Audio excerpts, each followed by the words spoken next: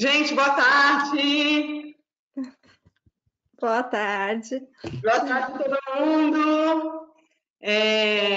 A gente é a primeira vez que está fazendo agora o nosso CEO Day live, né? Então sejam todos muito bem-vindos aí para o nosso dia. A gente tem bastante coisa aqui para dividir com vocês. Eu acho que assim, depois dessa onda de lives, desses milhões de lives que eu não estou dando conta de acompanhar, aí eu decidi não ficar de fora. A gente falou, não, peraí, a gente também tem que participar dessa brincadeira toda aí. E a gente tem muito, né? Aí a gente tem aquela coisa de como missão de compartilhar conteúdo, compartilhar conhecimento também.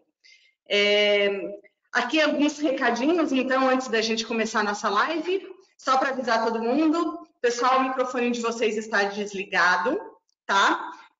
Se vocês quiserem participar, eu gostaria muito que vocês participassem durante a transmissão, se vocês quiserem mandar perguntas, vocês podem mandar perguntas aí do lado da tela de vocês.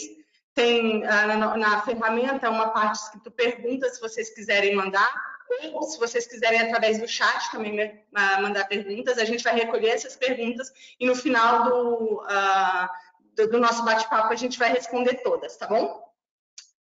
Bom, quem não me conhece, eu sou a Juliana Altruda, eu sou a CEO da IU Group.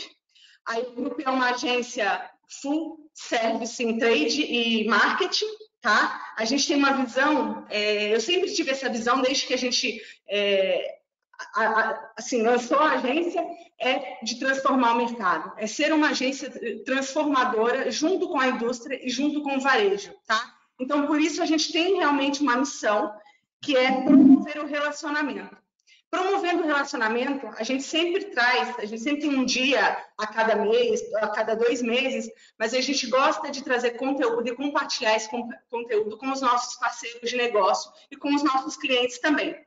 Nessa ocasião, a gente sempre convida alguém de fora, sempre um parceiro, que ajuda a gente a trazer conteúdo, assim, as últimas tendências, o que está acontecendo no mercado.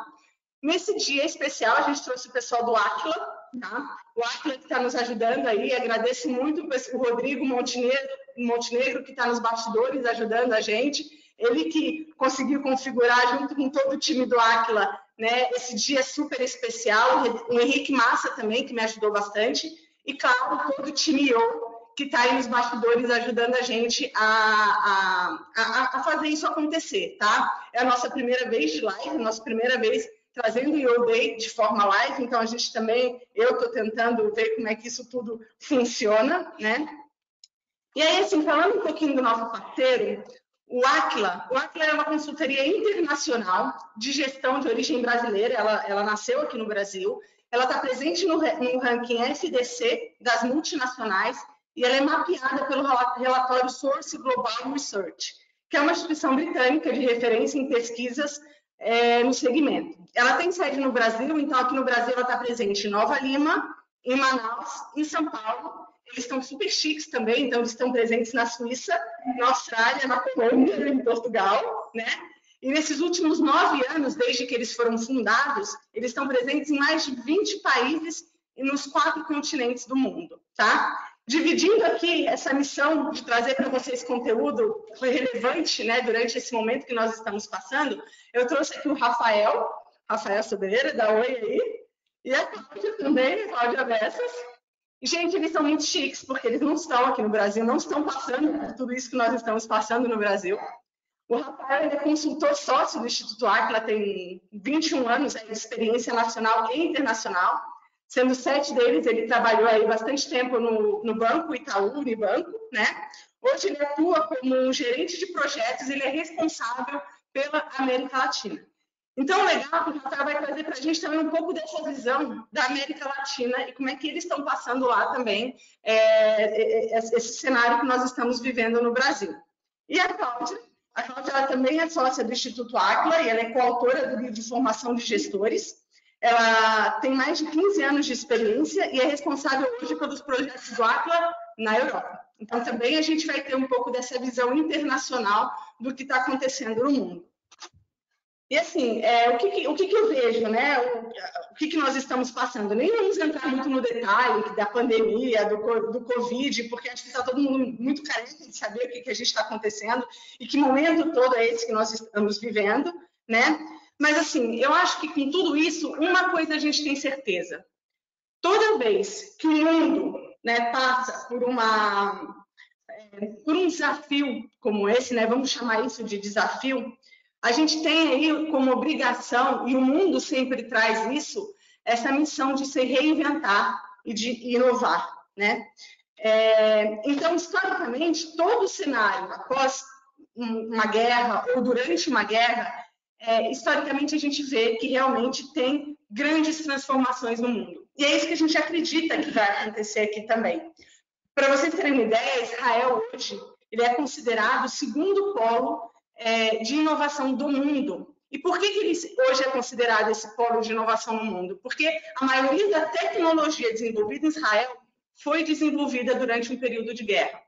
Então, a gente vê que esses períodos de guerra, essas grandes transformações, trazem para a gente também uma oportunidade gigantesca de inovar, de trazer novas ideias e de trazer novas formas de fazer o que a gente está acostumado a fazer do mesmo jeito, tá? E é isso um pouquinho que a gente vai discutir hoje, né, com a Cláudia e com o Rafael. Eles vão dividir com a gente bastante projeto aí de cases de algumas empresas, de como que essas empresas têm atuado fortemente durante esse período aí de pandemia, né? E aí a gente vai ver essas visões internacionais também dos dois, tá?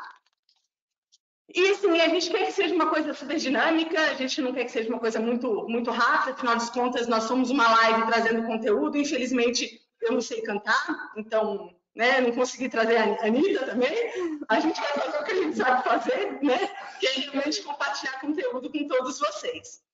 Como vocês sabem, em todo Yo Day, a gente sempre tem aí a oportunidade de sortear alguns presentinhos para a gente no final do nosso dia. Então, a gente tem a participação do pessoal do Aquila, que doou 3 livros para a gente, super bacanas de negócio. Muito obrigada, pessoal aí do Aquila. A gente vai sortear aí para todos os participantes. O Hotel Belmont também tá doando para a gente uma Havaianas, tá? E eu também podia ficar fora dessa. A gente vai sortear 2 caixinhas de som à prova de água. E é óbvio, a nossa mascotinha que está aqui participando o tempo todo do nosso Yo Day, tá? A gente vai também sortear uma foquinha, que é a nossa foquinha, deixa eu ver, foca no cliente, que é a nossa grande missão aqui da Yo Group, tá? Eu deixo agora com vocês, em excelentes mãos, cada um na sua casa, né? Afinal de contas, estamos todos em home office, com o Rafael e com a Cláudia, que vão dividir com a gente aí esse super conhecimento, esses cases extraordinários de como inovar e de como transformar o negócio num período que a gente chama que é um período de guerra, num período pós-guerra, tá bom? Ok, obrigado, Ju. Cláudia, quer falar alguma coisa antes de começar ou não? Obrigado, né? Agradeço a oportunidade de estar aqui compartilhando com vocês esse momento. Muito bom. Bom, então, seguindo a dinâmica da Ju, um pouco mais bate-papo, deixa eu fazer uma surpresinha também aqui. Ju, você pode colocar para sortear 10 máscaras do Aquila também, para ajudar todo mundo a sair de casa de máscara, tá bom? Uhul! Gente, quem tá mais? Aqui é quem sabe vai ao vivo, a gente vai... O pessoal participa mesmo. Daqui a pouco eu vou sair e entrar como participante. Eu também quero sorteio. A gente, assim, só para vocês entenderem como isso vai funcionar, a gente está vendo todo mundo que está participando, viu? Eu estou de olho aqui em todo mundo que está participando. A gente está anotando aí, vendo a posição de cada um, a gente vai sortear os números, e aí, de acordo com a posição que o participante está, de acordo com o número sorteado, aí depois eu só peço para vocês, né, as pessoas sorteadas, deixarem aí no chat ou numa mensagem no individual os dados de vocês, o endereço, para a gente poder mandar para vocês os presentes depois da Yo Day, tá? Beleza. Então, assim, como é que a gente enfrenta uma crise, né? Primeiro tem que ter esse espírito, né? Tem que sorrir, né? Não dá para chegar com a cabeça baixa, porque o pessimismo só traz más energias, né? Uma sala de guerra convencional, ela serve para qualquer tipo de situação. Quem conhece bastante bem de gestão de crise é clássico esse modelo. O que é uma sala de guerra? É literalmente como foi montado nas guerras mundiais, um comitê para ver como é que gerenciava aquele bloco de crise, que no caso era uma crise bélica. No nosso caso aqui, uma crise de uma pandemia que ninguém controla, ninguém sabe quando acaba, e infelizmente, tratando do que nos compete, né, a parte dos técnicos em medicina deixa eles avaliarem, nos compete garantir que as empresas funcionem da melhor forma possível e quando acabar a crise sejamos os primeiros a ter melhor desempenho. Então tem 2 caminhos para poder fazer quando você começa uma sala de guerra. Você tem que buscar ações ver e agir, ou seja, aquelas ações que eu consigo rapidamente implementar para a sobrevivência da empresa, e ações estruturais pensando num novo começo. Então, é importante ter esse modelo mental que eu tenho que fazer as 2 coisas em paralelo. Não dá para esperar passar a crise para pensar em ação estrutural. Eu tenho que, durante a crise, ver como sobreviver e já pensar como avançar nela. Trazendo um pouco do seu exemplo lá de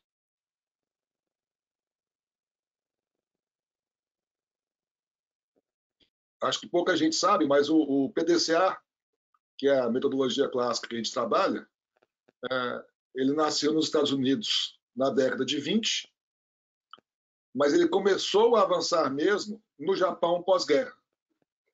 E foi o PDCA que fez o Japão conseguir sair de um país quebrado em 1950 para uma potência mundial em 80. Ou seja, em 30 anos, ele saiu do último do poço, estava aí disputando o último lugar do poço o Japão, a Alemanha e a Rússia, né, que tiveram grandes problemas, mas o Japão foi o único que teve bomba atômica. E quem startou isso foi esse crescimento do PDCA no Japão. Quem deu o grande start foi o Karou Ishikawa, com a famosa espinha de peixe. Ou seja, é nesse instante que aparecem as boas oportunidades, a gente consegue seguir adiante. Bom, olhando sob esse prisma, vamos tentar enxergar um momento como uma oportunidade. Quais são os 5 pilares importantes que eu tenho que trabalhar nesse instante? É óbvio que eu tenho que fazer a gestão de crise com inteligência de mercado, dosando como é que eu busco atravessar essa crise, trabalhando melhor as variáveis que eu tenho no meu mercado, lembrando que se eu não ajudar os meus parceiros, os meus clientes, e eles morrerem, eu não tenho para quem vender. Então, a gente, como um meio de campo, é importante lembrar que eu não quero ganhar em todos os lados, eu quero garantir que a cadeia inteira ela sobreviva, senão eu também não vou sobreviver no futuro. Obviamente, dosando isso com os riscos e a gestão bem rígida do fluxo de caixa, que todo mundo já fez, não vou falar muito em detalhes disso. Proteção aos clientes e transparência, esse é um momento fundamental, né? Porque isso dá o relacionamento futuro. Então, ter um relacionamento forte com todos os agentes da cadeia é muito importante e a transparência é essencial nesse instante. Não posso esquecer também da cadeia de operações e suprimentos, porque a máquina continua girando, e os principais ativos das empresas são os empregados. Então, a saúde e o bem-estar social dos empregados, essa preocupação que às vezes a gente pode esquecer num momento de crise, é muito importante, não dá para poder relevar. Todo mundo normalmente pensa, chegou o Covid, vai todo mundo fazer gestão do fluxo de caixa. Quem focar só na alavanca número 2 tem um grande potencial de não conseguir voltar para o jogo depois. Ok? Certo, Rafael. A gente escutou muito nesses tempos agora, nas visitas a clientes, a empresas em geral, que o resultado não vem e é culpa da crise, né? É muito comum as pessoas falarem que é culpa da crise.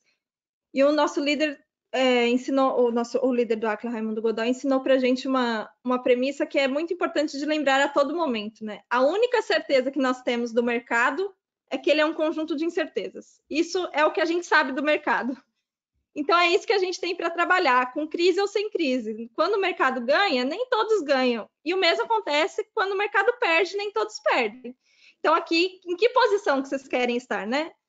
Nós vamos mostrar uma série de casos ao longo desse webinar de hoje, casos de empresas reais que pensaram diferente, desafiaram a tendência, conseguiram atingir resultados inesperados no sentido de garantir a sobrevivência da empresa, e não é só de passar pela crise, mas é de estar melhor depois, de garantir uma presença nesse novo normal.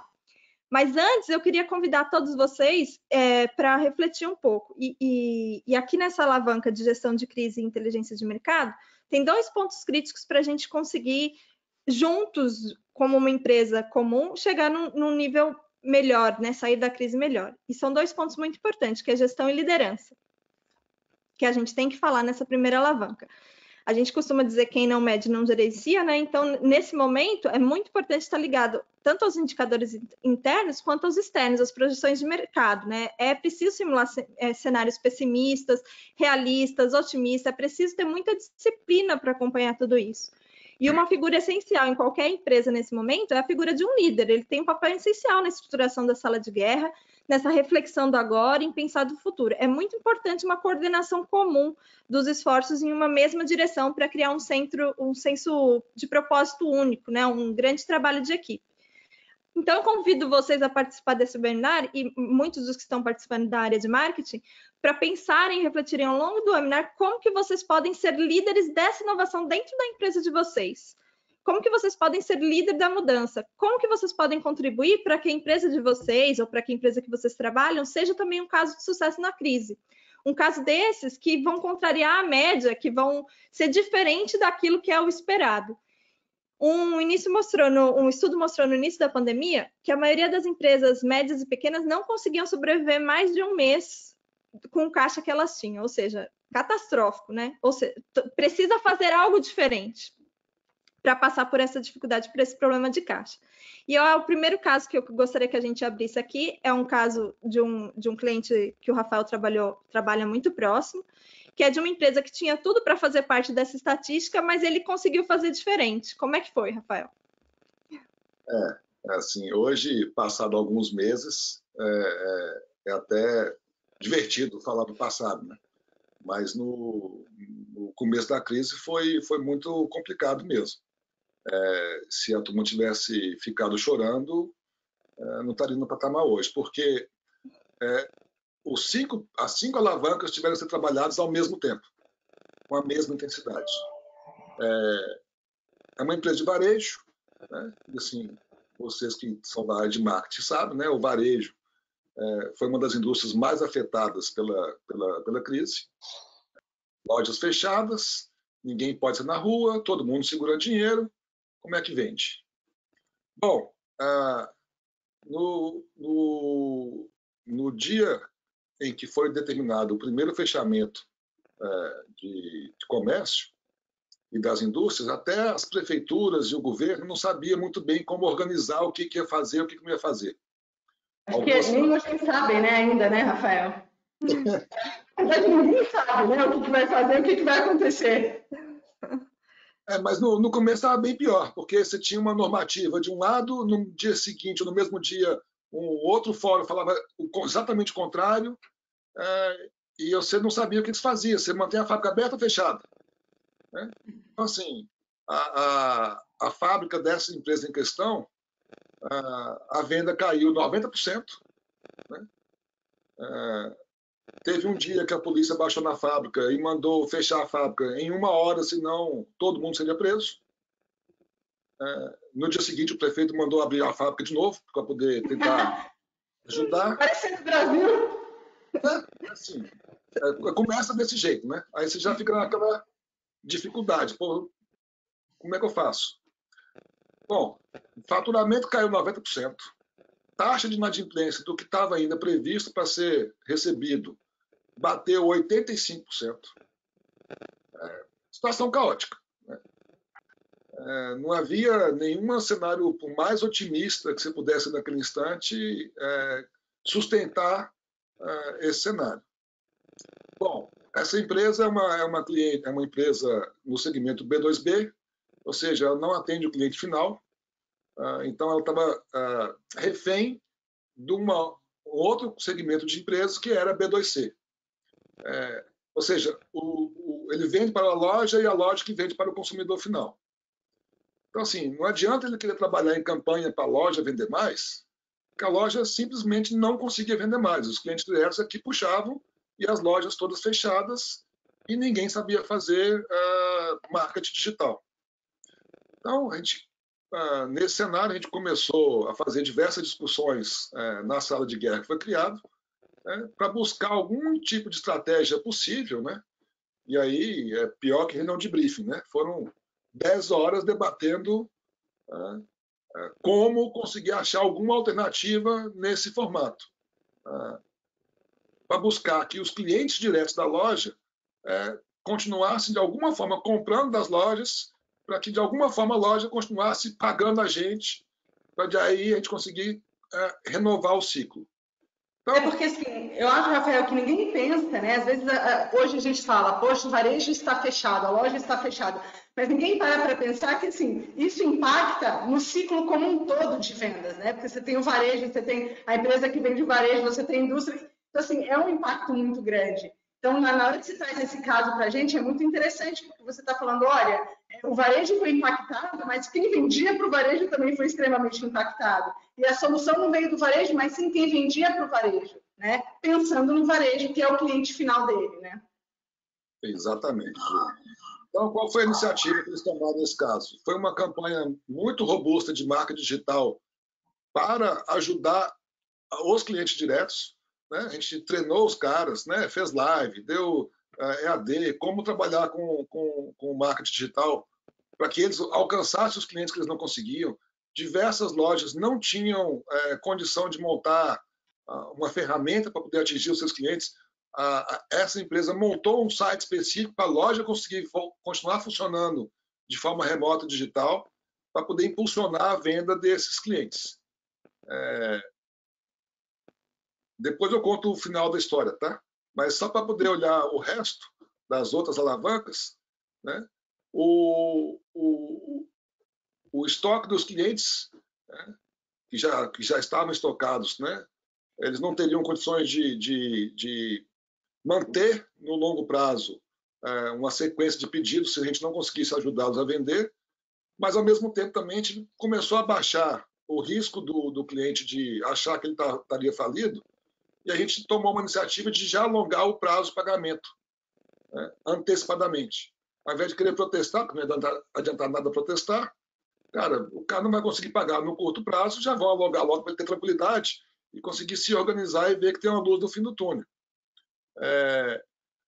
Com esse pacote de coisas, o que aconteceu? Os clientes começaram a chegar e comprar das lojas digitalmente. Foi interessante que teve alguns clientes, algumas lojas, cujo resultado no mês de abril foi o melhor mês da história da loja. Uau. Então, assim, é espetacular o que a coisa aconteceu. E é legal. E Rafael, assim, tem o Gilson acabou de mandar para a gente uma mensagem, né, que ele está comentando, que ele fala assim, ó, realmente ninguém estava preparado para o que aconteceu, né? E quem está se saindo melhor nesse cenário é quem teve uma resposta, uma reação muito rápida. Então é o que a gente vê nesse caso, né? A gente concorda totalmente. Essas lojas que conseguiram aderir nesse formato e avançar começaram a pagar a gente, e com isso a gente conseguiu retroalimentar e dividir o lucro entre a cadeia. Né? Teve loja que chegou a antecipar pedidos futuros, teve loja que conseguiu antecipar pagamento. Bom, resumo geral, tá? Hoje, o índice de inadimplência nosso, que estava no começo da crise em 85%, hoje ele está em 13%. Nossa! E não saímos da crise ainda. Então, assim, a gente está num patamar muito robusto para na hora que a crise virar, a gente sair muito bem na frente. Em quanto tempo foi essa reação, Rafael? Cara, Ju, assim, basicamente foram 10 dias. 10 dias. Foi uau, foi uma reação. Eu acho que assim, é isso que as empresas realmente têm que prestar atenção. Não é questão também de você querer ser inovadora, né, de você querer trazer coisas novas, mas principalmente qual é a rapidez que você tem para se transformar e para reagir a um cenário desse que ninguém esperava, né? Pois é, isso assim, em 10 dias e ao mesmo tempo fazendo aquela redução do custo fixo preventivamente, ao mesmo tempo também negociando com os fornecedores que a gente ia ficar inadimplente para poder não ficar inadimplente, debatendo com o fornecedor, cara, vamos ajudar. Se você está conseguindo segurar a onda aí mais 15 dias, segura para mim, e se você for entrar em default, me avisa antes que eu tento repriorizar, para manter a cadeia inteira funcionando. Esse foi o principal caso legal dessa empresa, que ela deu uma puxada na cadeia inteira, né? Rafael, o pessoal está perguntando aqui qual que é de onde que é essa empresa? Cara, assim, não pedi autorização para o dono para falar dessa empresa, mas é daqui do sul do país. É brasileira, então? É brasileira. É uma Tá. empresa brasileira do segmento de varejo, que está presente em 45 países no mundo. Legal. É grande, então. E quem fez o Não, comentário pode da ser. reação, gente, foi o Clayton, não foi o Gilson. Eu errei, desculpa. Primeira vez como apresentadora. Esse exemplo faz a gente realmente refletir, né? Desafia as pessoas a pensarem diferente. Eu acho que a inovação não é só a inovação de produto, é a inovação na forma que eu entrego, a inovação na forma que eu trato a cadeia como um todo, né? Ele foi rápido e ele foi transparente com toda a cadeia, com o cliente, com o empregado e com o fornecedor, e levou todo mundo no mesmo sentido, né? A liderança fez muita diferença aí. E ele não pensou só no negócio dele, né, Cláudia? Na verdade, ele pensou no negócio do cliente dele. No negócio do cliente dele e garantiu do fornecedor também. Exato. Falou, olha, espera, meu plano é esse, me ajuda, porque é para todos nós termos um ganha-ganha. E um dos pontos que o Rafael comentou, né, esse exercício de reduzir os custos fixos foi algo que a gente viu em muitas empresas. E até aqui a gente viu casos de empresas que fizeram diferente.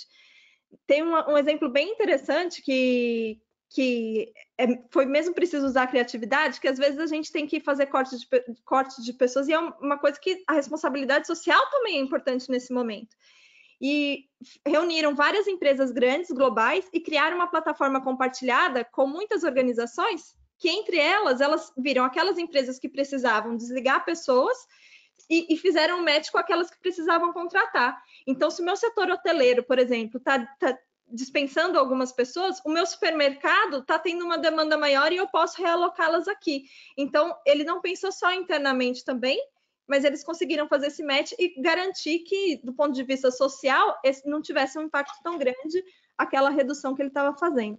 E o mais legal desse caso, desse aplicativo, foi que ele demorou 14 dias entre a ideia e o lançamento. Uau. Então, esse desafio de fazer coisas em pouco tempo é algo que na crise, aquelas barreiras, aquela burocracia, aquela coisa toda que a gente vê no dia a dia das empresas, ela tem que desaparecer, porque o risco está ali, né? O risco está presente.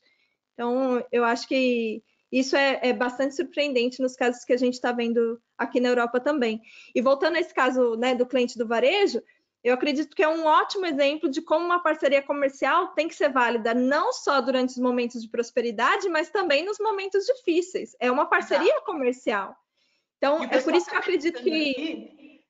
O pessoal está perguntando aqui, Rafael, qual foi, se você, óbvio que você não pode, né, divulgar, enfim, todos os números, mas se você consegue dar mais ou menos, balizar aí a questão do investimento, né, se é um investimento muito grande para fazer esse tipo de projeto. A gente gastou 20 mil reais.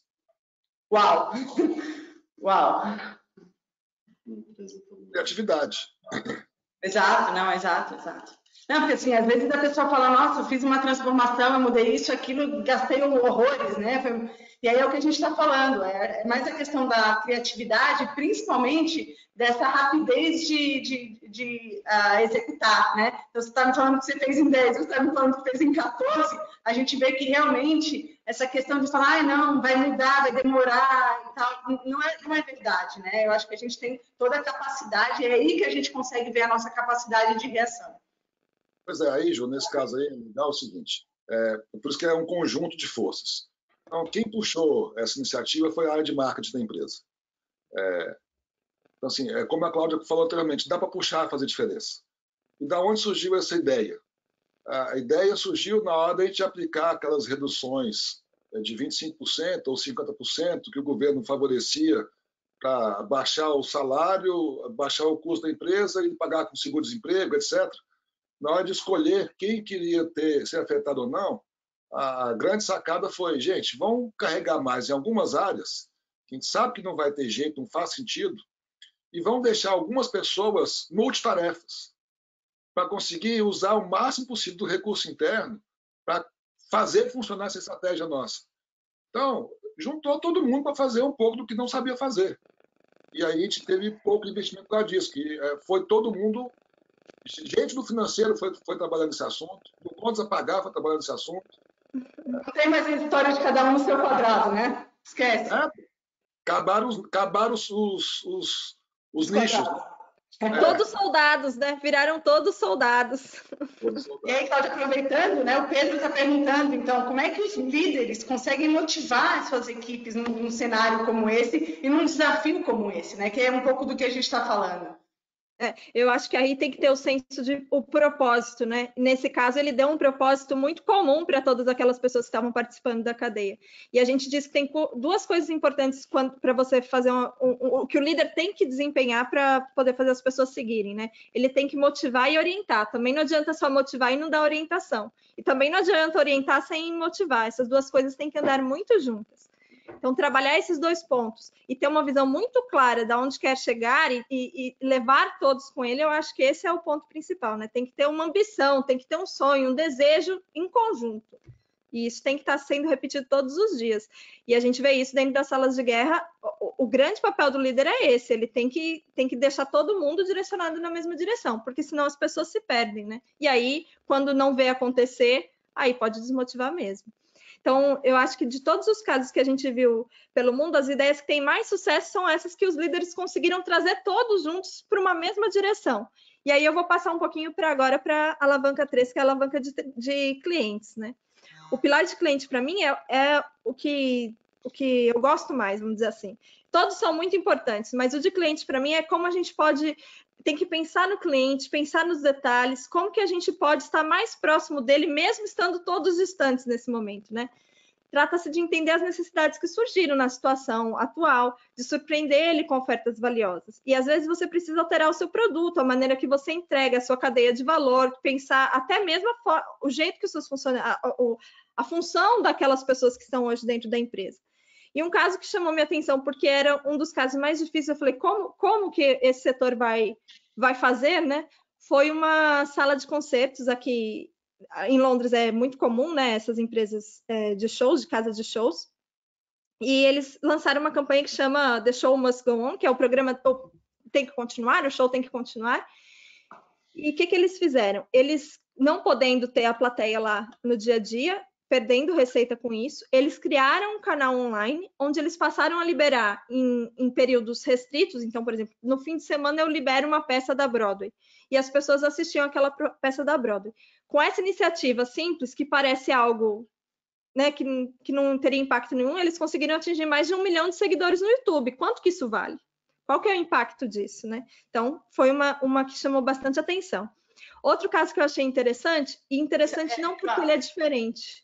Só para complementar isso que você estava comentando, e é muito interessante, porque assim, ele é um case internacional, ou seja, foi feito lá fora, mas que a gente aqui no Brasil recebeu a possibilidade de ver peças da Broadway. Eu recebi no meu WhatsApp, falando, olha, peças da Broadway liberada para a gente assistir. Então, ele aumentou o alcance dele, ele saiu da questão local e recebeu uma visão global, né?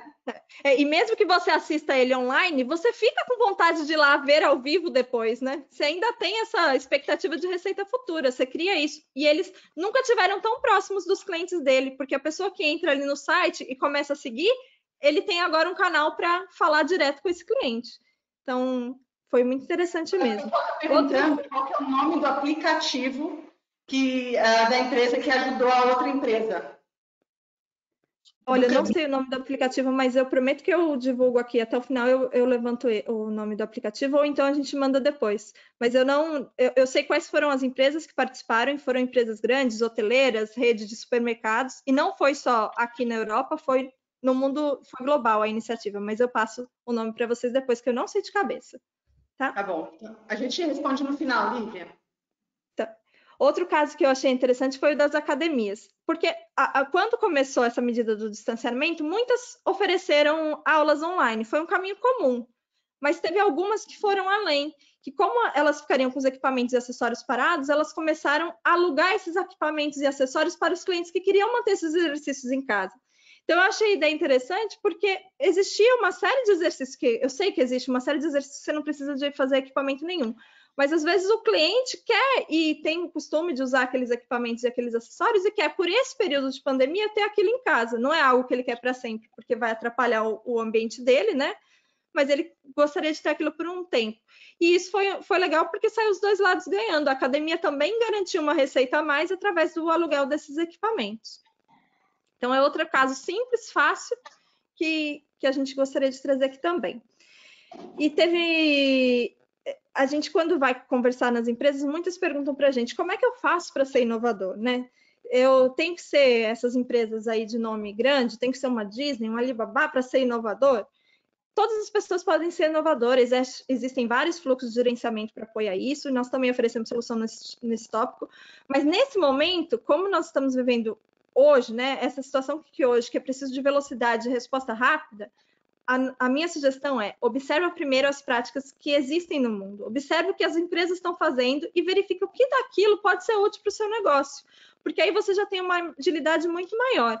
Teve uma ação de marketing que eu acho que ficou conhecida no mundo todo, que é de uma empresa de bebidas, que depois ela foi espalhando em segmentos pelo mundo. Uma empresa de cerveja começou a vender vouchers para apoiar os restaurantes e bares afetados pelo lockdown. Então, eles pagavam cerca de R$50, né, o cliente final pagava cerca de R$50 e recebia um voucher de R$100 para depois gastar no restaurante favorito dele, patrocinado pelo fabricante da cerveja. O valor pago desse cliente final garantiu alguma receita para os restaurantes hoje e o fluxo de clientes no futuro. Algumas semanas depois, eu vi outras empresas de cerveja adotando a mesma prática em vários lugares do mundo. Então, não tem problema você copiar a mesma prática, é muito pior você não fazer nada do que fazer um pouco mais tarde. Então, certamente, esse apoio desses fabricantes de cerveja não foi suficiente para manter o restaurante, mas foi uma forma desses parceiros dizerem para os restaurantes, olha, vocês também são importantes para mim, né? Se nós estivermos juntos, nós vamos ficar mais fortes. Então, eu lembro também que quando a gente estava conversando disso, eu vi alguma coisa na China de gente que foi ainda além. Como é que foi? Não, a gente estava fazendo um projeto para um dos nossos clientes e aí a gente estava pesquisando, né, os cases de inovação que o pessoal tá fazendo para realmente ajudar e suportar os bares e restaurantes. E a gente entrou com um case da China, na verdade, quem me apresentou foi a Adriana, da nossa equipe de criação da agência. E assim, é uma marca de cerveja chinesa, que aí ela quis criar um bar virtual. Ela criou um bar virtual. Isso foi muito legal, porque assim, ela criava um bar virtual para você poder participar desse bar. Você tinha que comprar a cerveja, né? Você comprava a cerveja e aí eles faziam um sorteio de quem iria participar desse bar. E a gente, né, pessoas comuns, participavam do bar, mas eles também convidavam pessoas, celebridades, né? Pessoas famosas, enfim, da China. Então, imagina você, tudo isso, claro, online, né? Imagina você batendo papo aí, tomando cerveja, conversando com um cara que você admira, uma celebridade, enfim. Então, eles conseguiram, através da ação desse bar virtual, aproximar as pessoas. É bem bacana. Esse tipo de iniciativa gera um outro mercado que antes não era tão praticado assim, né? Imagina, uma festa virtual, e eu tenho certeza que a procura foi grande, né? Foi bastante. As vendas foram ótimas, ótimas. E assim, para todo mundo, a gente vê, né, todas as empresas indo atrás. Eu acho que é isso um pouco que você falou, Cláudia. Eu não vejo essa questão da inovação, de eu estou copiando uma inovação ou isso. Pelo contrário, eu acho que assim, as pessoas inovadoras, elas criam a tendência para as pessoas também seguirem a tendência, né? Perfeito. Eu acho super válido. Por isso que esse tipo de discussão, a gente trazer cases interessantes e inovadores, é bacana para compartilhar conhecimento, porque vocês às vezes veem umas coisas, a gente vê outras, e a gente compartilha e divide isso, acaba virando um conhecimento comum. Teve uma cadeia de churrascaria que também seguiu por um lado que me surpreendeu. Ele, por um lado, eles tinham uma grande parte da receita comprometida com bloqueio, né? Mas, por outro, eles viram uma enorme oportunidade de instalar máquinas de venda automática de carne premium e bebidas dentro dos condomínios, do saguão dos edifícios residenciais. Eu achei uma ótima ideia, porque se você não pode ir na churrascaria, você pode pelo menos gastar, ir ali no hall do seu edifício e comprar. Não precisa nem ir para a fila do supermercado, não precisa nem sair de casa. E essa semana eu vi uma publicação no Harvard Business Review sobre 3 comportamentos que devem mudar pós-crise. O primeiro dele é o conhecido de todos, né, que é a parte de home office. O segundo, ele fala bastante da redução do tamanho das famílias. E o terceiro, que ele fala, é da densidade, de como esses mercados, esses restaurantes, essas empresas menores vão ter que começar a oferecer agora diferenciais desse tipo. Então, um restaurante, se ele quer se tornar mais forte, eles vão ter que adaptar a nova realidade e oferecer mais valor para esses consumidores que querem aproveitar a viagem quando vai lá buscar uma comida, ele também pode já fazer uma compra básica do supermercado. E essa churrascaria foi além, ela levou para dentro da casa das pessoas uma facilidade que não tinha antes e conseguiu sair bem, né, nesse momento, que ela não ofereceu só a comida takeaway, como todas as outras empresas de comida ofereceram. Ela surpreendeu. Então, esse também, para mim, foi um caso bem interessante da gente ver. E esse é um caso do Brasil, esse é um caso de uma empresa do Brasil. E assim, para mim, sabe o que é engraçado? Porque a gente está falando da questão, né, já que nós estamos em momento de guerra, aqui que nós temos as inovações e tal, como mudou a nossa percepção, né? Eu acho que nesse tempo de pandemia, eu falo isso, a gente sabia que tudo isso iria acontecer, mas a gente imaginava que iria acontecer daqui a 10 anos, né? Acabou tudo acontecendo agora. Então, a gente teve que realmente acelerar esse processo todo de transformação. Porque quando a gente levava algumas ideias, nós tínhamos uma agência, né, uma agência aí, principalmente para levar inovações para os nossos clientes, a gente apresentava umas ideias inovadoras, que foi um dos casos, a gente apresentou um case parecido com esse que você falou, Cláudia. Na época, o cliente não estava preparado para receber essa inovação. Eu tenho certeza muito arriscado. Ele fala muito arriscado. É muito arriscado. Não, as pessoas não vão, imagina, querer comprar a vending machine no condomínio dela, a carne, sabe? Assim, eles não conseguiam enxergar essa possibilidade. Depois que a gente passou por tudo isso, né, eu acho que é muito mais fácil essa aceitação da inovação, essa aceitação de mudança de hábito de consumo. Então, e fora a questão do delivery, né? O Dijan estava falando aqui no grupo, dividindo com a gente, o quanto cresceu esse mercado, esse segmento de delivery. Gente, hoje todo mundo tem no seu telefone um aplicativo de delivery. Né? Antigamente, as empresas imploravam para você, pelo amor de Deus, baixe o aplicativo. Né? Então, acho que assim, coisas também são transformadoras do mercado. Aqui, os aplicativos de delivery no Reino Unido, eles começaram a também entregar coisas de supermercado, porque o supermercado saturou tanto, e aqui foi surreal, eu acho que o Brasil ainda não está passando por isso, espero que não passe, mas aqui nós chegamos a ter filas imensas de 2 horas para entrar no supermercado para comprar alguma coisa. Se você entrava no site, existia fila online. Você entrava e estava assim, 120 mil pessoas na sua frente. Espere 40 minutos para poder acessar o site. Então, foi algo surreal. E aí, eles também passaram a olhar os aplicativos e aí você podia pedir para um aplicativo comum, né, de entrega, algumas coisas que você queria no supermercado. E esses aplicativos tinham uma entrega especial dentro do supermercado. Isso também ajudou. Gente, então, loucura. É uma loucura. O pessoal está perguntando em churrascaria que foi o caso. Foi no Sul também, mas nós não pedimos permissão para falar o nome. Tá? O que tem de comum nesses cases todos, Ju? Tem um pouco de DNA de startup. Então, sim, verdade. Todo mundo que antes era conservador teve que ter um pouco de DNA de startup. A liderança teve que tomar decisões de risco de uma hora para outra, né? Porque, cara, dessas ideias, quem sabia o que ia dar certo e o que ia dar errado? Não tinha... fazer um MVP. Não dá tempo, né? Fazer ou fazer. Mas é aquela coisa, né? Quando você não tem o que perder, porque bem ou mal, você não ia ter vendas, você não ia ter nada. Então você fala assim, eu não tenho o que perder, vamos arriscar, né? Por isso a questão de um cenário que a gente está chamando de guerra é esse. Então, já que meu impacto nas vendas, eu já tenho um impacto nas vendas. Então, deixa eu arriscar agora para ver se pelo menos eu melhoro um pouquinho. Agora, tem uma coisa que não é muito voltada para a inovação no conceito clássico e que é uma falha que a gente vê acontecendo recorrentemente nas empresas, que é, por exemplo, a questão do home office. O que eu vi muito acontecer de forma não adequada, vamos dizer assim. Cara, fechou, vai para casa, não sei o quê, depois a gente combina, vamos fazer uma call, a gente fala por WhatsApp, faz um Zoom, etc. Bom, gente, o processo que a gente fazia corriqueiramente na empresa, em formato de home office, é outro processo. Né? No dia para a noite, você tenta fazer, né, com heróis, né? Arruma daqui, arruma dali, mas se a gente não estruturar de forma organizada, vai dar pau. A pessoa vai ter retrabalho, vai ter um trabalho quadruplicado. A gente está escutando muito a turma falar, cara, estou trabalhando muito mais agora no Covid do que antes, estou rendendo muito menos. Bom, bem-vinda. Vale a pena dar uma revisão, como é que estão os processos, porque os processos estavam montados.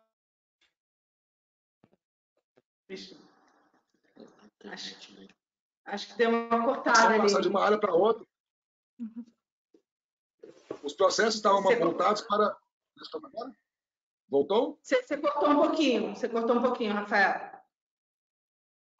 Os processos estavam montados para a convivência. Eles não estavam montados para trabalhar à distância. Os processos estavam montados para o documento passado do departamento A para o departamento B e depois para o C. Como é que o documento flui agora na organização se está todo mundo fechado em casa? Então, uma das coisas importantes fazer é inovar na reconstrução do processo em home office. E aí tem duas vertentes, né? Tem as empresas que estão se preparando para a volta, aprendendo com home office, já se estruturando agora, ainda durante a crise, para não ter que voltar 100% para o presencial. E tem as empresas que estão rezando para acabar logo o confinamento ou o distanciamento, para voltar a trabalhar sem ser home office.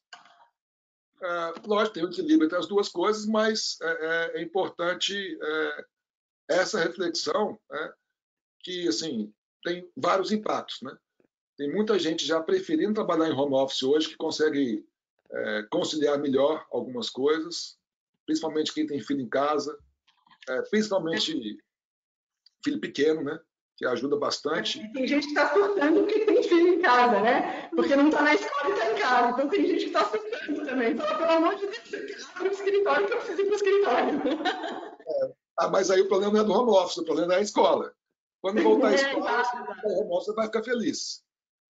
Tem um case também que aconteceu aqui, agora foi um projeto que a gente vendeu para uma empresa de redesenho de processo após a pandemia. Então, em lockdown, no começo da pandemia, todo mundo fechado, restaurante fechado, tudo fechado, a gente fechou um contrato com uma empresa para redesenhar alguns processos da empresa e fazer o redesenho do processo totalmente remoto. Nem a gente estava pronto para isso. Então, a primeira coisa que a gente fez foi, beleza, vamos enfrentar esse desafio, mas me dá uma semana para pensar como é que eu vou organizar para fazer isso funcionar. Uma coisa é você ter um apoio pontual de um especialista. A própria Cláudia já participou de vários projetos com a gente aqui na América Latina, atuando de Londres para poder agilizar tempos, né? Outra coisa é você ter a equipe inteira remoto, da equipe do Aquila, da equipe do cliente, ninguém conhecendo ninguém, todo mundo falando por Zoom, Você imagina desenhando o fluxo, escrevendo procedimento, tudo remoto, de um processo que já não funcionava quando era todo mundo presencial. Meu Deus, então 45 minutos no Zoom só e depois acaba. Olha, como a gente conseguiu estruturar como fazer um projeto de redesenho de processo 100% remoto, a gente teve vários benefícios. Por exemplo, a gente conseguiu colocar especialistas pontuais de etapas do processo de diversas partes do Brasil e do mundo, para fazer 2 ou 3 reuniões, que antes era muito difícil de conseguir conciliar fazer essas coisas. Então, a gente teve um aporte de conhecimento específico na hora que precisava. Isso caiu bastante o custo do projeto e deu uma melhoria qualitativa muito grande. Por incrível que pareça, todo mundo cumpriu horário.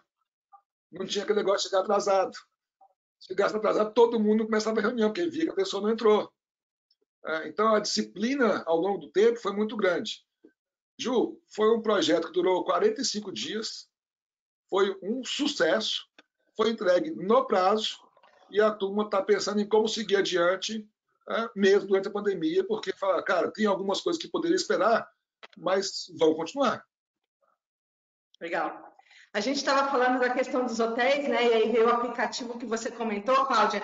A Lívia dividiu com a gente aqui que a Cor está alugando alguns espaços dos seus hotéis para coworking, para ajudar os pais que precisam trabalhar e não conseguem trabalhar de casa. Então, eles estão alugando espaço. Então, é uma outra maneira aí também de inovar. Uma receita diferente.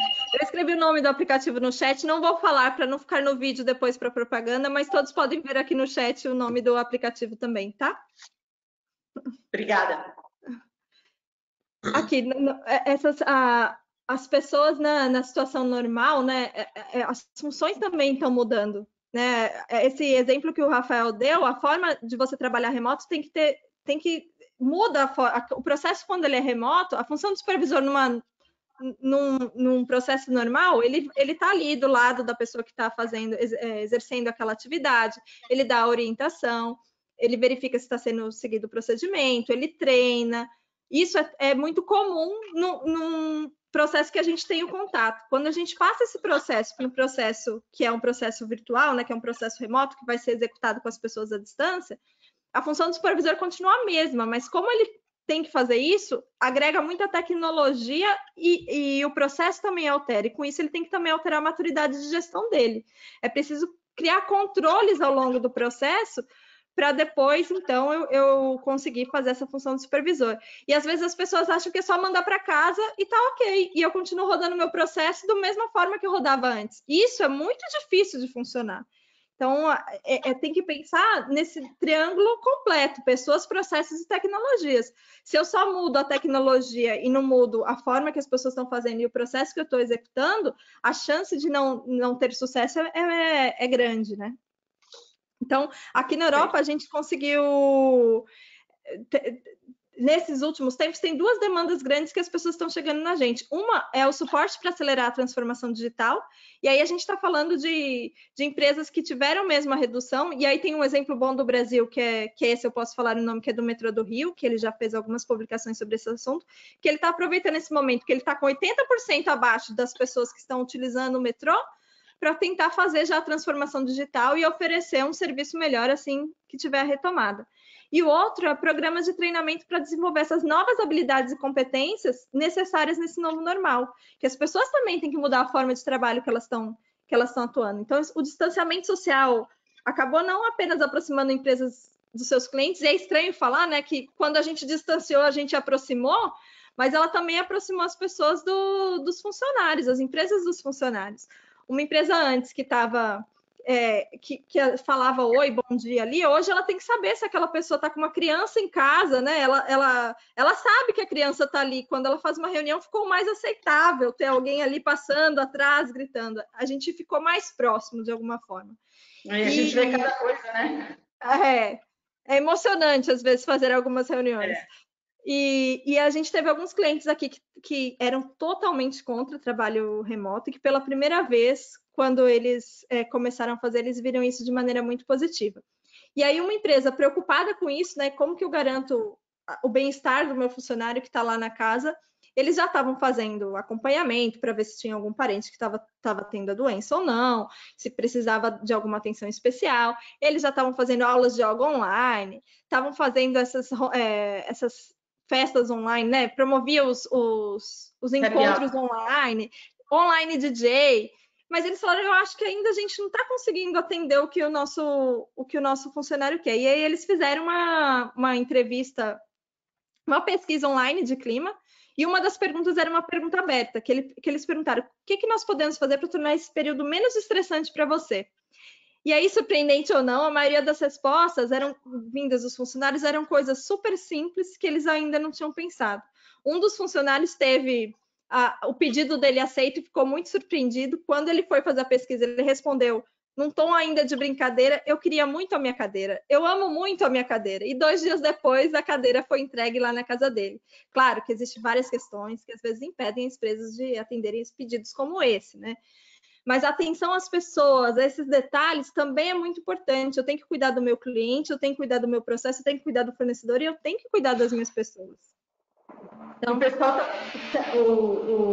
o Clayton está perguntando, né, nesse novo modelo, nesse novo processo, quais as competências que as pessoas têm que desenvolver, né, para realmente dar conta desse novo modelo de processo virtual e remoto? Essa pergunta é muito boa. A gente está adaptando nossos cursos todos também, colocando novas formas também de trabalho. Eu acho que muitas coisas mudam. Por exemplo, nesse caso da supervisão, se um processo vai ser feito online, eu vou mudar essa função também e vou ter que criar habilidades. Tem coisas que são mais óbvias, né? As pessoas têm que ter alguma habilidade com tecnologia para conseguir conviver nesse mundo também. Mas eu acho que a mais importante aqui é da liderança. E as pessoas, eu acho que tem 2 características, e aí eu ouvi isso até de um CEO que ele fundou 2 empresas que sempre foram remotas, são 2 startups que sempre começaram do zero sendo remotas. E aí perguntaram para ele como que ele conseguiu fazer isso dar certo.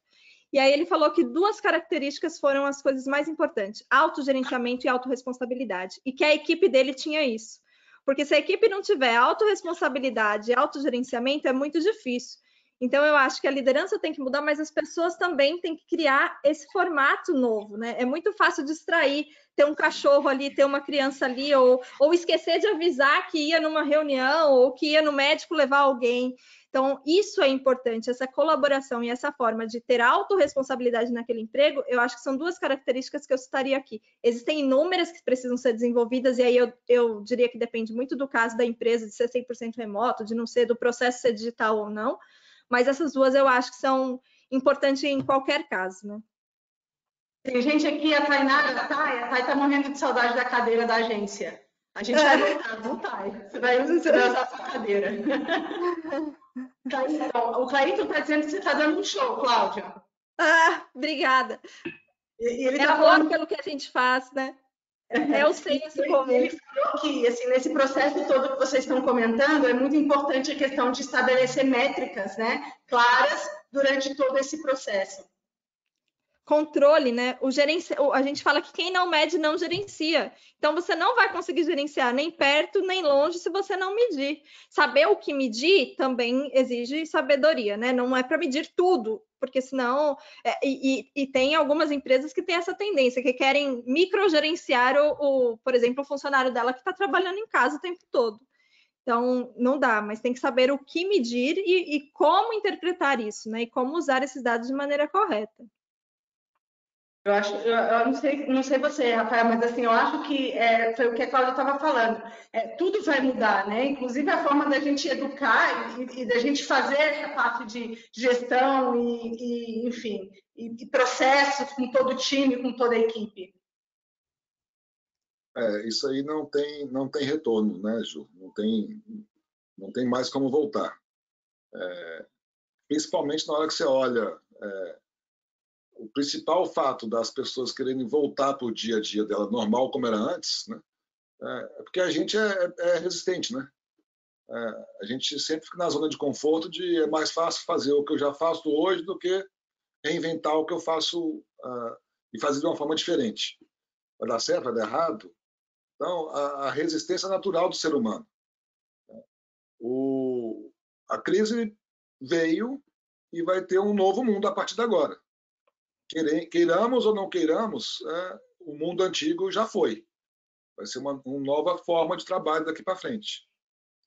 Estava comentando essa história da transformação digital, a gente sente isso muito na agência, né? A agência, a gente tem diversos serviços, né? A gente oferece, a gente é full service, né? O que você precisar de marketing, trade marketing, a gente consegue entregar. Mas hoje, a agência toda está focada quase que 100%, todos os projetos que entram na agência são basicamente projetos de digital, projetos de plataforma de relacionamento, de incentivo, de ensino à distância, né? Que a gente vê realmente essa falha, né? E as pessoas estão correndo atrás disso para se preparar para o pós-Covid. E faz todo sentido, né? E tem que preparar. Rafael, como é que você fala quando alguém fala que se o PIB cair 20%, eu fecho as portas? Como é que você fala? É boa essa frase. Tem que lembrar que não existe 80% do PIB que está aí. Então, tem que correr atrás dos 80%, não pensar que... Deixa os outros fecharem, né? Corre atrás dos 80%. E trabalha a sua cadeia de valor, cliente, fornecedor, empregado. E Cláudia, é o que vai acontecer, tá? O PIB no Brasil aqui, falando particularmente do Brasil, que deve ser um pouco pior do que outros países, ele vai ter um impacto econômico mais amplo.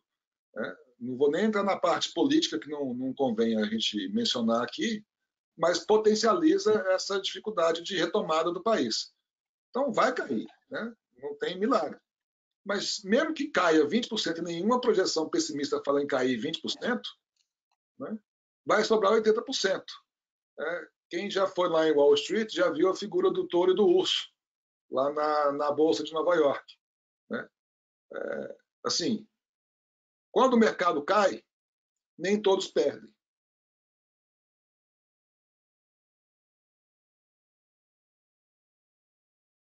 Rafael caiu também. Essa pergunta. Repete, Rafael, falhou um pouco. Falhou. Quando o mercado está caindo, né, que é a situação atual, você quer ser o urso ou o touro? Qual papel você quer desempenhar? É assim que a gente tem que pensar, não tem para onde sair. Como é que é o touro? Como é que é a história? Quem que é o touro? Quem que é o urso? Vamos lá. Quem que é o urso? O urso representa, o urso ataca de cima para baixo. Então, o urso ele representa quando o mercado está em queda. E o touro ataca de baixo para cima. Então, ele representa quando o mercado está subindo. Boa. Então, não interessa se o mercado é do urso ou do touro. Eu tenho que ganhar minha fatia maior no mercado. E aí eu tenho que pegar as resistências internas, né? Não tenho para onde sair. Acho que a maior qualidade do novo colaborador nesse momento é aquele que entender que ser resistente não vai ajudar. Lembra no curso de gestão de pessoas todo mundo faz? Você tem que sair do papel de vítima, né? Seja mais ativo, né? Pergunte mais o que eu posso fazer pela empresa e menos o que a empresa pode fazer por mim, que é um pouco chavão. Gente, é isso. Não tem para onde sair. Não tem novas qualidades assim grandes ou homéricas.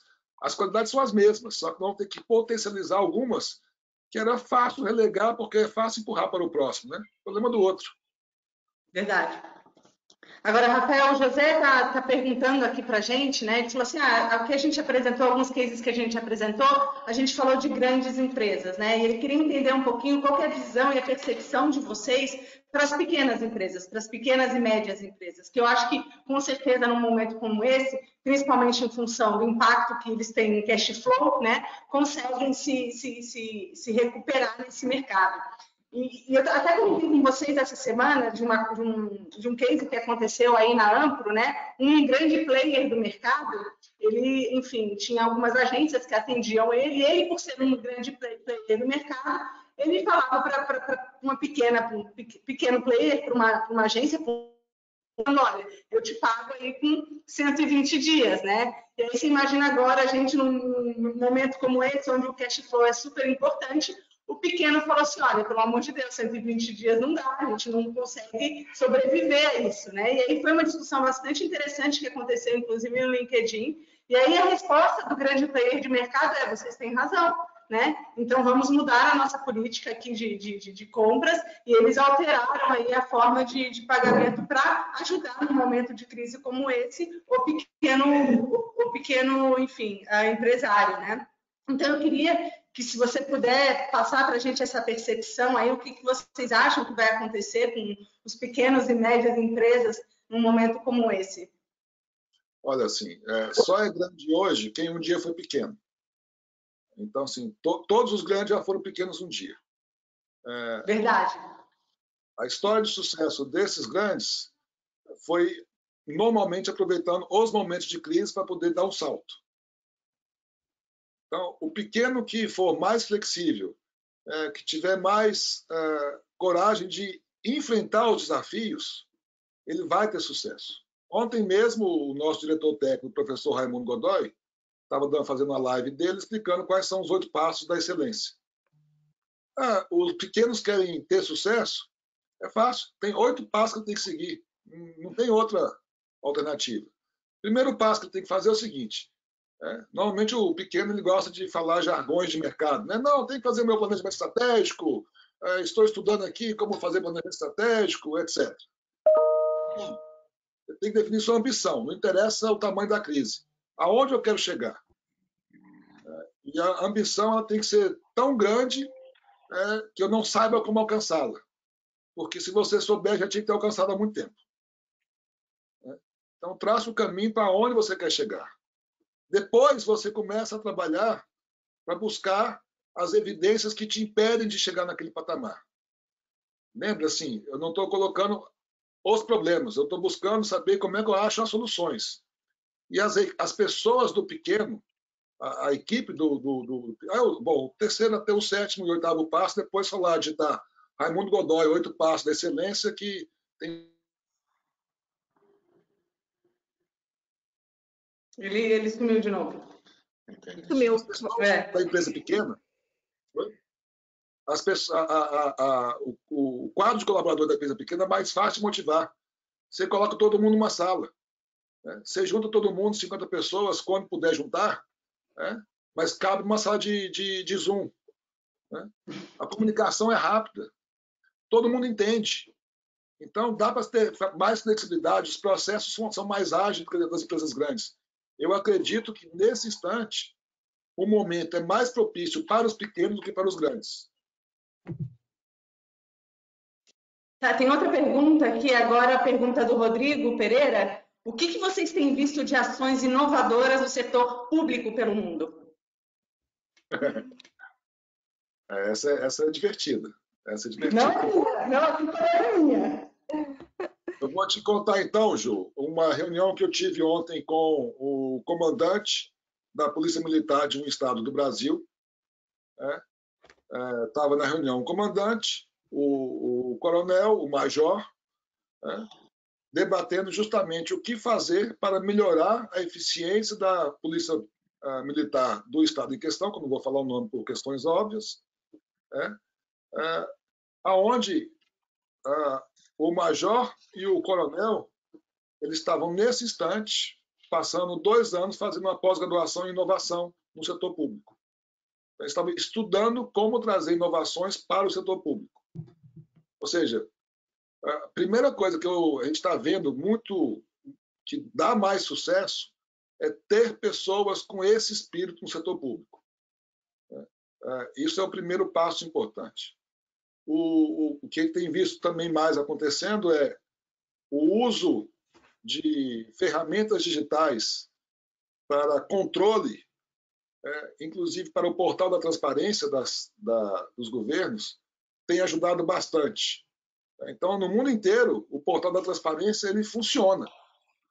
No Brasil, você tem uma dificuldade enorme de conseguir ter informação. Gente, tudo que os governos, prefeituras fazem está disponível, você só não consegue achar. Então, assim, o Acra criou um índice chamado IGMA, que ele vai lá e um robozinho capta essas informações em todas as informações do site das transparências. Depois a Cláudia pode passar lá o link do IGMA, lá é público, todo mundo pode acessar a informação da sua cidade, do seu estado, etc. Isso faz com que as pessoas consigam enxergar melhor o que tem que ser feito. Só um ponto, né, Rafael? O IGMA é um indicador imparcial. Ele é baseado em fatos e dados que a própria prefeitura divulga. E apesar disso, às vezes a gente recebe ligação de prefeito dizendo que achou ruim a nota que ele está no IGMA. Então, esse ponto é importante, né? E a gente fez algumas análises demonstrando quais os lugares que estavam mais propícios ou menos propícios à questão do Covid, que estavam mais arriscados, e nós recebemos esses pontos também. Então, eu acho que, só completando antes do Rafael continuar, existem exemplos de boas prefeituras dentro do próprio Brasil, né? E esse índice trouxe, claro, um pouco disso, ajudou a gente conseguir entender isso melhor, e o índice ele é dividido em pilares, que você consegue entender onde que é melhor e que práticas que aquela prefeitura tem melhor ou aquele município tem melhor. Desculpa, Rafael. Não, mas é isso, assim, ou seja, em resumo, o que o setor público está fazendo lá fora, nós estamos tentando trazer para o país hoje várias iniciativas, seja nosso do Acre, seja várias iniciativas locais estão trazendo, mas, em resumo, muita coisa digital e muito conhecimento de gestão. Porque trazer conhecimento de gestão para o setor público é o que vai fazer o diferencial para a gente sair dessa dificuldade que nós estamos aí de crescimento. Né? Gente, tem mais uma pergunta aqui de um cliente muito querido nosso, o Alexandre Ruano. Ele está perguntando como inovar com produtos que é essencial o contato físico, no caso, os metais sanitários. Né? Como é que a gente imagina, apresenta esse metal sanitário para um cliente e ele tem uma questão de toque, enfim. Num momento como esse, ou no momento pós-pandemia, como é que a gente poderia inovar nesse sentido? Qual que é o produto mesmo? Eu não entendi. Metal sanitário. Imagina a torneira. Torneira? Tá. O seguinte, deixa eu dar 2 exemplos, então, tá? Primeira coisa, a questão do toque. Isso. Tá complicado. Tá bom? Oi? Voltou? Agora voltou. Essa questão do toque é uma questão de costume nosso, né? A gente que gosta de ver, sentir, né? Abrir, fechar, etc. Se você lembrar, mais ou menos uns 20 anos atrás, quando a arquitetura começou a sair fazer o projeto no papel e começar a fazer no AutoCAD, e começou a ter aquelas iniciativas do cara entrar na casa em 3D, começar a se ver dentro da casa, né? Muita gente não conseguia, porque precisava entrar na casa para poder ver, precisava de construir a base e sentir lá para poder ver como é que era. Não conseguia enxergar em 3 dimensões, eu precisava do papel. Em 2006, exatamente 2006, os bancos estavam trabalhando muito fortemente para tornar o atendimento bancário mais digital. Bom, como eu estava no banco nessa época, eu posso falar com propriedade que não era o objetivo simplesmente de reduzir custo, que ficava mais fácil. Você imaginava, o Banco Central tinha uma determinação de que os bancos tinham que atender qualquer cliente numa fila em 15 minutos. Cara, inviável isso, com tanto de motoboy que ficava lá com tanto de documentação para você passar no caixa. E a reclamação das empresas era: o cliente não quer entrar no banco digital, o velhinho não sabe entrar no site, no aplicativo.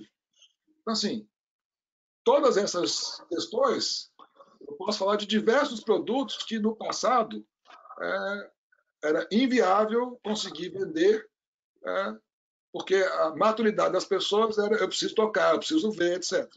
A lógica é a mesma. O consumidor vai se ajustar nesse formato.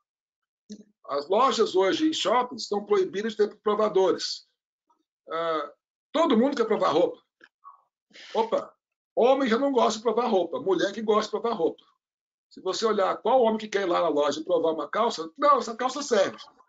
E fica bom ou ruim, tanto faz. Mulher não Depois sai a da mulher loja. tem que trocar, né? Oi? Depois a mulher tem que trocar, né? Bom, tem um caso de um cliente também nosso que já está pensando em fazer uma modulação de uma loja diferente, onde a loja é só uma demonstração física do site, A pessoa passa na loja, escolhe o produto, sai direto da fábrica ou do CD o produto físico para ir na casa da pessoa. A pessoa tem lá tantos minutos para poder provar, textualizar, pegar, etc. Né? Escolhe os produtos que ela vai querer comprar, o motoboy passa, devolve esse produto para poder ser reigienizado, e tudo isso tem um pouquinho de custo adicional para fazer tudo isso. Quer tocar? Dá para a gente criar um processo para fazer isso. Só que isso tem um preço. À medida que a pessoa vai reacostumando com o modelo, vai vendo que não faz sentido, que a coisa vai evoluir para um outro caminho. Então, tudo tem solução. E muita coisa não é coisa de inovação, é só olhar para o histórico. Legal. Tem mais uma pergunta aqui da Lívia. Ela trabalha no Airbnb, né? E a gente vê que assim, um dos segmentos mais afetados aí durante essa pandemia é o segmento do turismo, é o segmento imobiliário de aluguel, né? Eu falo do turismo porque a agência também tem viagem de incentivo e a gente vê realmente o impacto que a gente está tendo. Volta e meia a gente recebe aí comunicados de empresas, né, aéreas com a possibilidade de falência, enfim, grandes empresas aéreas. E ela fala, olha, eu faço reserva de hóspedes, a demanda caiu muito, caiu quase 90% das reservas. Então, assim, o que vocês têm de sugestão, ou que case que vocês já viram, que você consegue transformar esse cenário numa oportunidade? Essa é boa. Essa é boa. Eu acho que o mais próximo de case que eu vi, eu acho que a gente não vai dar a resposta que ela quer, mas o mais próximo de caso que eu vi disso foi em Portugal. Portugal foi eleito por 3 vezes o destino da Europa o melhor destino da Europa. Verdade. O turismo é muito importante para eles, para o país. E até mesmo o Ministério de Turismo lá, ele, nesse momento de crise, ele transformou o logo dele, que era venha visitar, para venha ler. E aí ele criou uma série de capítulos dentro do site dele, mostrando tudo que aqueles pontos turísticos tinham de experiência para o cliente. E ele criou algumas visitas virtuais que você podia fazer. Isso para quê? Para continuar trazendo desejo nas pessoas, para que elas quisessem ir para Portugal, que quando esse momento passasse, elas pudessem ir lá. Então, ele bombardeou as pessoas lá de informação para que isso acontecesse. Outro que, acho que foi na Suécia, foi num país lá de cima, por aqui, que o governo está tentando fazer uma proposta, já que as fronteiras estão fechadas, eles estão tentando criar uma proposta para que as empresas comecem a trabalhar, que os dias úteis sejam 4 dias apenas. Então, que o 5º dia, para que fique 3 dias de fim de semana, para as pessoas dentro do país viajarem pelo país e incentivarem isso. Então, talvez a gente não tenha uma resposta para a empresa dela, mas eu acho que, de novo, tem que ser uma iniciativa conjunta com órgãos que fomentam o turismo para que tenham saídas para esse tipo de empresa. O Carlos também é uma pessoa super querida para a gente na agência, ele também pergunta sobre isso, né? Enfim, esse impacto que vai ter, o que a gente está vendo de ações para esse retorno do turismo, porque assim, a gente acredita que vai voltar, afinal de contas, eu acho que já está todo mundo surtando sem poder sair de casa, né? E quem gosta de viajar já está tentando planejar qual vai ser a próxima viagem. É óbvio que vai ser um novo cenário, um cenário cheio de restrições, que a gente já tem visto.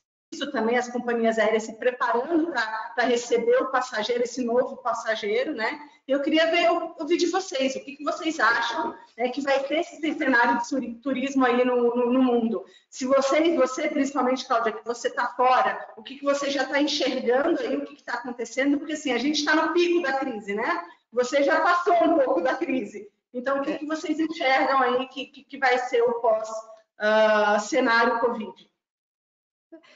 Aqui, eu vou falar agora de Europa e eu não tenho tanto domínio para falar do Brasil assim. mas das iniciativas que nós estamos vendo aqui, as empresas que são preparadas, que vivem do turismo, também estão mudando a forma dela de atender esses turistas. Então, a gente pega países, a Dinamarca, por exemplo, ela criou todo um sistema que a pessoa, quando vai num restaurante, ela não tem proximidade com ninguém. Teve uma cena, não sei se eu vou conseguir transmitir o que seria ver o vídeo, mas a pessoa chega no restaurante e toda a parte de atendimento dela é feita por robôs, mas o robô lá são carrinhos assim de trem. Então, eles montaram uma trilha toda dentro do restaurante que você entrega o pedido para esse trem e depois paga também, vem a maquininha nesse trem. Então, eles começaram a criar formas criativas que passou até a ser divertido. Eu fiquei com vontade de ir lá conhecer esse restaurante. De proteção também, para poder, nesse período em que a gente sabe que pode ter segunda onda, né? Que aqui o grande receio deles agora é na reabertura ter uma segunda onda. Então, precisa criar barreiras sanitárias ou proteções sanitárias para que as pessoas possam ir em segurança. Então, medidas que eles fizeram, por exemplo, em restaurantes, todos aquela... Fala esplanada, acho que é esplanada no Brasil também, né? Esplanada, quando você tem aquelas mesas fora do restaurante, assim, na rua. Na calçada, assim, na frente do restaurante tem várias mesas de esplanada. Acho que é esplanada. E aí a distância disso começou a ser padronizada. Os parques, e aí isso eu já vi também nos Estados Unidos depois. O gramado do parque, eles fizeram vários círculos mesmo, onde as pessoas podem ficar. E aí você que está com aquela pessoa que convive com você, fica naquele círculo, e depois tem um outro círculo de segurança que outra pessoa pode ficar. No Reino Unido, por exemplo, a partir do dia 1º de junho, você já pode encontrar com outra pessoa nesse mesmo círculo no parque, mas não pode ter mais que um número específico de pessoas. Então, todos esses lugares abertos para o público estão criando, de alguma forma, algo que vai proteger a saúde dessas pessoas que estão indo visitar lá, seja restaurante, seja hotel, seja parque, seja um museu. É o que eu estou vendo aqui. Se isso funcionaria no Brasil, não sei, porque no Brasil, às vezes, a gente tem dificuldade até de respeitar a distância na fila, né? Quando já está marcado no chão. Mas eu espero que sim, porque é algo que a gente vai ter que conviver por um tempo ainda. Legal. Ju, Oi. só para complementar a colocação da Cláudia, é o seguinte: é óbvio que o mercado de turismo e o aeronáutico são impactos brutais. E esses, assim, os dois já sofreram o que tinha que sofrer.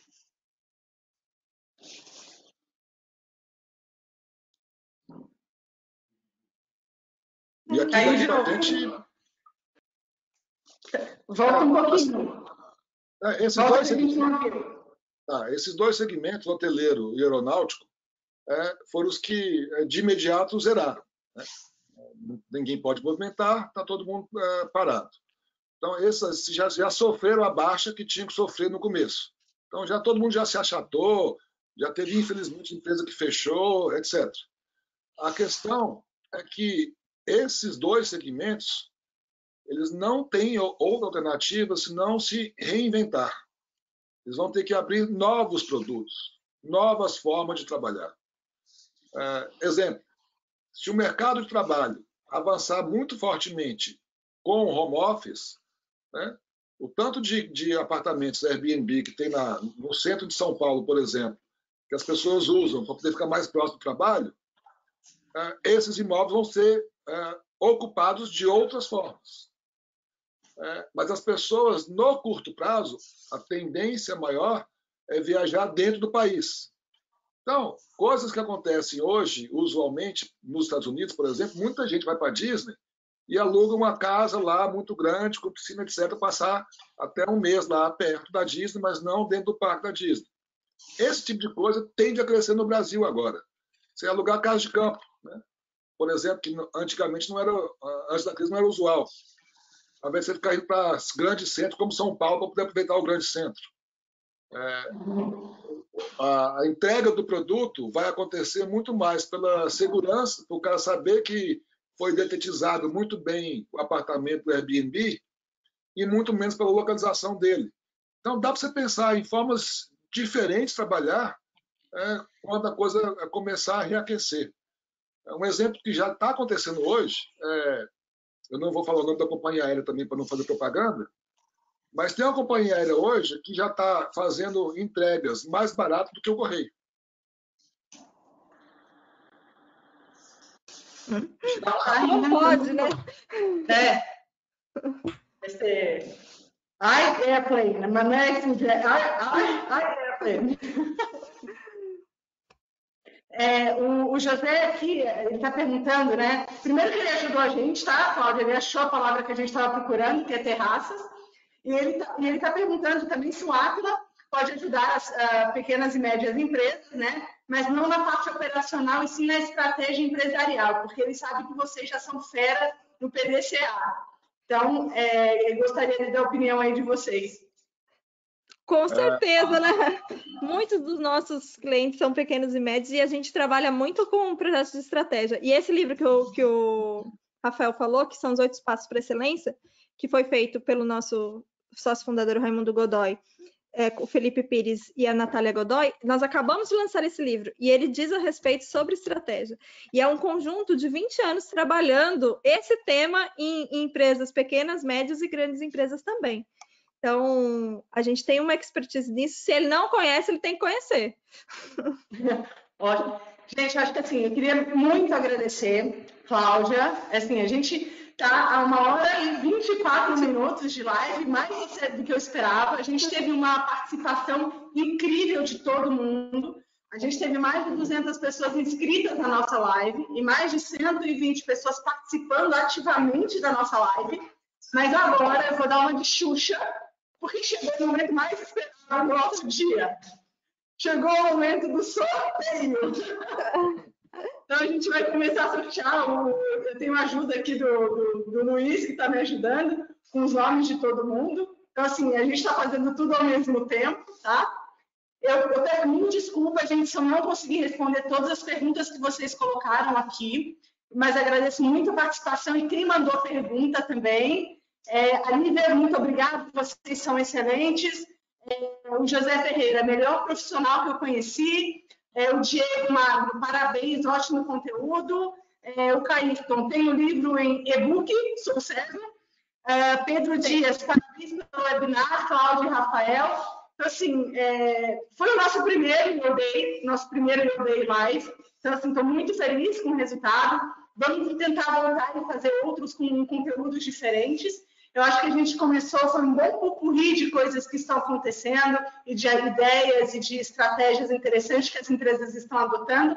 Mas, para mim, assim, resumindo um pouco do que a gente falou, esse momento, né, isso que nós estamos vivendo, essa guerra que nós estamos vivendo, é a nossa oportunidade de se reinventar e de trazer e de mudar novas estratégias e buscar o novo. Né? Isso é o que vai muito de encontro também do que a gente acredita. E realmente, o que a Cláudia falou no começo, é um convite a todos nós, como executivos, como empresários, como, né, enfim, como participantes aí da sociedade.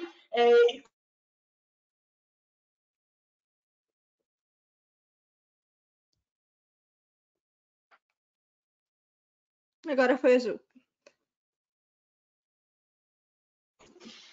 Vamos começar aqui, então. Olha, o Maurício está falando, ansioso pela segunda edição. Mal, hoje é seu aniversário, estou dando parabéns aqui, ó. Live para você. Mal é da agência. É aniversário dele hoje, gente. Então vamos dar. Esse tem que ser sorteado. Esse merecia ser sorteado. Presente de aniversário. Boa sorte. Na hora. Isso é bom também ser uma agência de eventos. Primeiro sorteio, a gente vai sortear o primeiro livro do Aquila, tá? Eu vou pedir, gente, quem for sorteado, passar os dados para a gente depois aqui no privado, para a gente conseguir mandar. Então, só para vocês saberem, são mais de 120 pessoas aqui participando. Karina Brumati. Karina, parabéns! Você ganhou um livro do Aquila. Gente, estou me achando nisso aqui, estou adorando fazer essa live. Segundo livro do Aquila, vamos lá. Paulo Ribeiro. Paulo, você ganhou um livro do Aquila. Terceiro livro do Aquila, vamos lá. Vou mexer aqui nisso aqui que só tem Alessandra Soares. Alessandra, você ganhou um livro do Aquila. Agora nós temos a Havaianas do Hotel Belmão, que também é um parceiro nosso muito forte, tá? A gente vai sortear aqui as Havaianas vai para Andréia Martins. Andréia, umas havaianas. Do Aquila também nós temos 10 máscaras. Opa, então vamos sortear 10 pessoas aqui. Eu vou falar uma em seguida da outra, tá? Michele Ferreira, Mi, você ganhou uma máscara do Aquila. A Vera Campaspe, você ganhou, Verinha, saudade de você, Verinha. Você ganhou uma máscara do Aquila. Fernando Meira, uma máscara do Aquila. Quantas foram? 3. A quarta, da Vantel.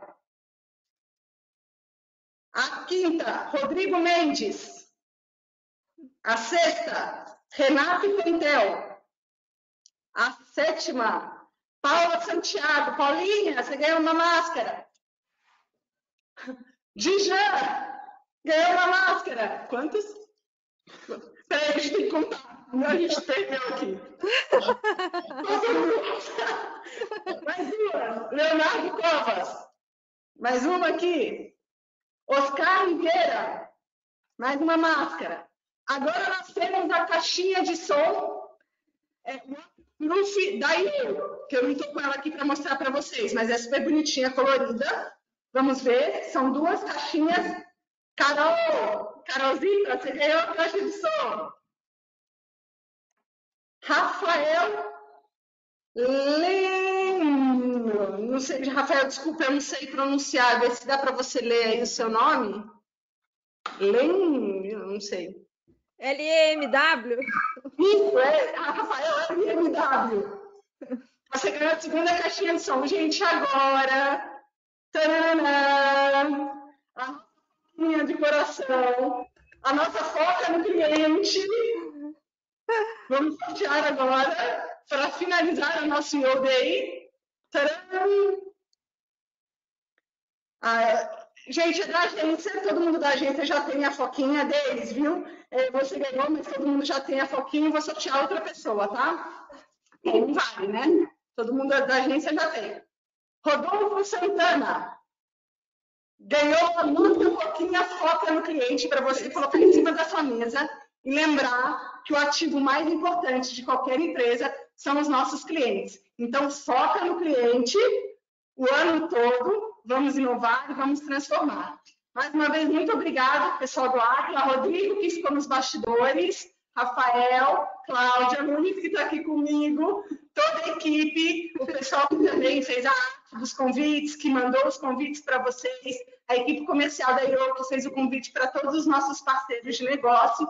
Gente, incrível a participação de vocês, mais de 120 pessoas participando junto com a gente. Então, eu gostaria muito de agradecer. Quem eu não respondi as perguntas, a gente vai olhar depois e vai passar para a Cláudia e para o Rafael para eles responderem, tá? Tem nossos contatos aqui também, se alguém quiser tirar alguma dúvida, o contato está aparecendo também. Toda a nossa sessão, olha que chique, gente. Eu fui gravada, foi tudo gravado. Está disponível para vocês lá no blog da IO, tá? A Tainara, que é a pessoa que gera conteúdo para a agência, vai montar um resuminho de tudo isso que a gente discutiu, vai colocar no nosso blog, pode seguir a gente, e lá vai ter um link com toda o nosso IO Day, tá? Eu acho que é isso, gente. Muito obrigada. Beijo para vocês e bom final de semana, porque como João Dória, a gente já vai antecipar o final de semana também. Tchau, tchau. Beijo, tchau, gente. Obrigada.